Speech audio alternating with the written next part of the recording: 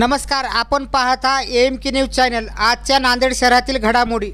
ITI corner Mahatma Phule पुतळ्यासमोर वाल्मिक कराड यांच्या पुतळ्याला युवा सेनेच्या वतीने जोडे मारो आंदोलन निषेध करण्यात आले। AMK news Nanded.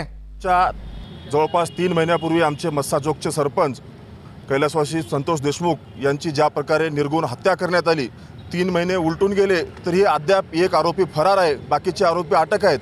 पण आज शिवसेना युवा सेनेच्या वतीने नांदेडमध्ये वाल्या कराडच्या पुतळ्याचा आम्ही या ठिकाणी दहन करण्याचं ठरवलेलं आहे, दहन केलेलं आहे। आणि येणाऱ्या काळामध्ये वाल्मिक कराड, त्याचे इतर सर्व साथीदार व एक जो फरार आरोपी आहे, या सर्वांना 302च्या अंतर्गत मोकोकाच्या अंतर्गत घेतलेला आहे। परंतु तात्काळ त्यांना फास्ट ट्रॅक कोर्टामध्ये ही केस चालवून तात्काळ फाशी देण्यात यावी, अशा प्रकारची आमची या ठिकाणी मागणी आहे।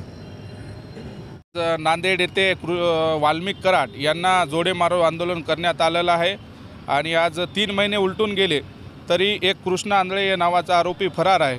आणि आज महाराष्ट्रामध्ये एक काळीमा फासणारी गोष्ट झालेली आहे। संतोष देशमुख यांची निर्गुण हत्या जी झाली त्यांचा आम्ही सर्व मिळून निषेध करतो आणि ते वाल्मिक कराडवर 302 अंतर्गत लवकरात लवकर गुन्हा दाखल व्हावा एवढी विनंती।